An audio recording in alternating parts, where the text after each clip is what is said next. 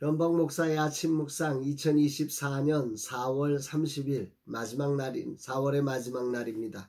오늘은 잠언 23장 22절로 25절 말씀을 통해서 가정의 가치를 되찾는 여정, 이런 제목으로 말씀 묵상의 은혜를 나누겠습니다. 어제 신방 일정에 변화가 있어 갑작스럽게 가까운 곳에 있는 한 교회를 다녀왔습니다. 개척하고 맞이한 코로나로 전의를 상실케 한 상황에서도 뒤로 물러가지 않고 다양한 몸부림으로 견디온 교회입니다. 목사로 부름받은 자리를 물러서지 않으려 힘겨운 전투에 지쳐 있다가 다시 일어나시겠다고 전의를 불사르고 계신 분이었습니다. 주님이 그렇게 힘을 내시고 계신 목사님을 응원하시려고 급히 이렇게 보내셨구나 하는 생각이 들었습니다. 주님, 힘을 주옵소서 고백합니다. 오늘은 중보기도 세미나 11주차 모임이 있고 저녁에는 젊은 세대 사역자들과 다음 세대 예배를 기획하는 인플루언서 모임이 있습니다. 모든 시간 주님이 인도해 주시는 은혜의 시간이 되기를 기도합니다. 또 오늘로 여러 환우를 위한 작정 기도가 마치는 날이기도 합니다. 주님이 치료해 주시고 온전케 하시며 구원을 이루어 주시기를 간절히 소망합니다. 중보기도 세미나를 하면서 많은 감동이 있고 내게 작지만 소중한 변화를 주고 있습니다. 감동과 변화를 맛보는 시간이 그래서 기대가 됩니다. 주님이 오늘은 어떤 은혜를 주실지 주님 기대합니다. 사모합니다. 오셔서 오늘도 주 강사가 되셔서 우리 모두를 새롭게 하옵소서. 이 시대에 무너진 곳을 막아서며 시대의 새로운 하늘 부흥을 이루는 소중한 사역자가 세워지고 교회가 세워지게 하옵소서 고백합니다. 이날 주님은 어떤 말씀으로 인도하실까? 본문은 부모를 향한 태도를 말씀하시면서 가장 핵심에 이것을 두고 있습니다. 23절 진리를 사되 팔지는 말며 지혜와 훈계와 명철도 그리할지니라. 진리는 사되 팔지는 말며, 이 말은 진리는 최고의 가치가 있으니 그것을 얻기 위해 모든 희생과 가치, 즉 합당한 대가를 지불하라는 거죠. 아울러 한번 얻은 진리는 결코 망가가지 말라는 것입니다. 이것을 강조하기 위해 사고 파는 것으로 표현한 것입니다.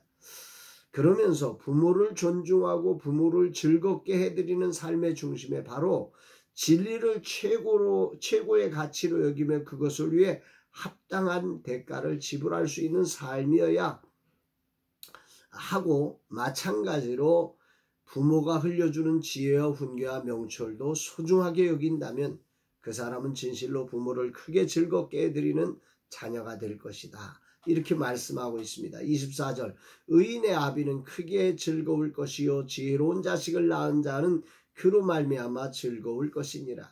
자녀가 복되게 되는 지름길이 바로 부모를 통한 지혜와 훈계와 통찰력을 구비하는 일이라고 말씀하고 있지요. 아울러 그것이 또한 부모를 즐겁게 하는 일이 된다는 것입니다. 그렇다면 부모를 통한 지혜와 훈계와 통찰력을 구비하려면 어떻게 해야 하는가? 그건 매우 단순합니다. 22절 너를 낳은 아비에게 청종하고 내 늙은 어미를 경히 여기지 말지니라.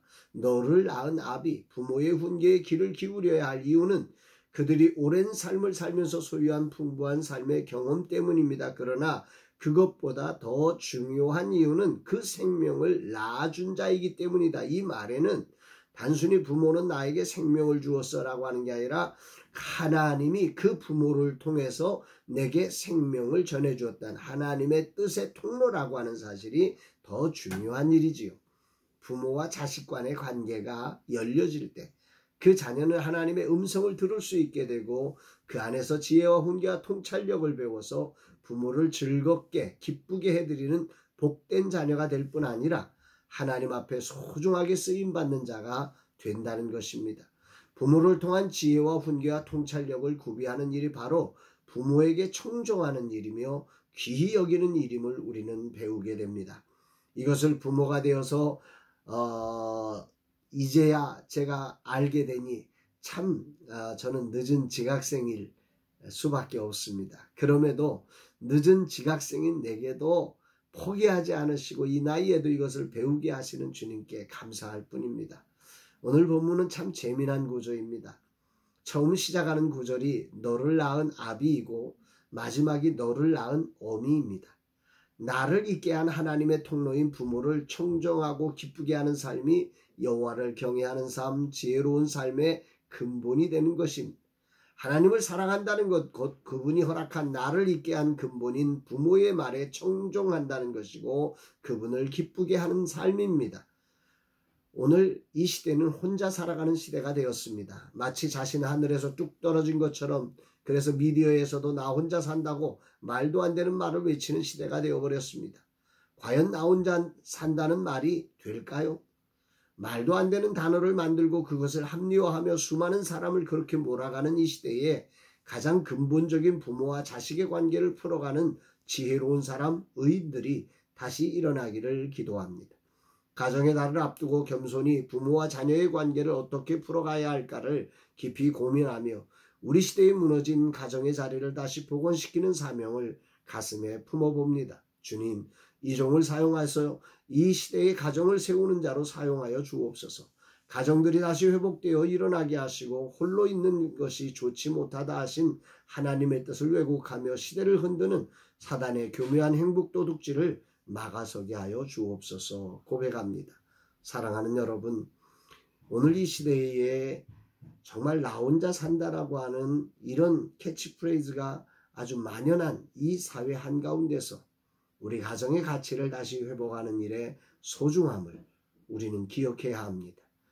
오늘 부모로부터 흘러나오는 이 놀라운 하나님의 교훈과 통찰력과 그리고 훈계의 말씀들이 진리와 복음가도록 하나님은 말씀하시면서 이게 진실로 부모를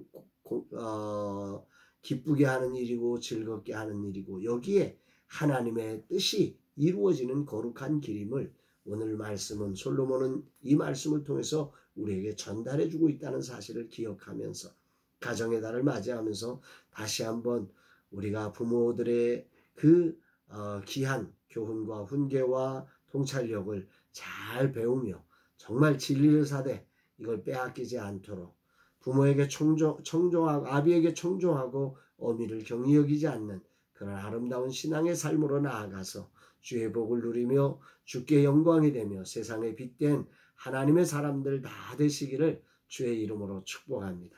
사랑합니다, 여러분.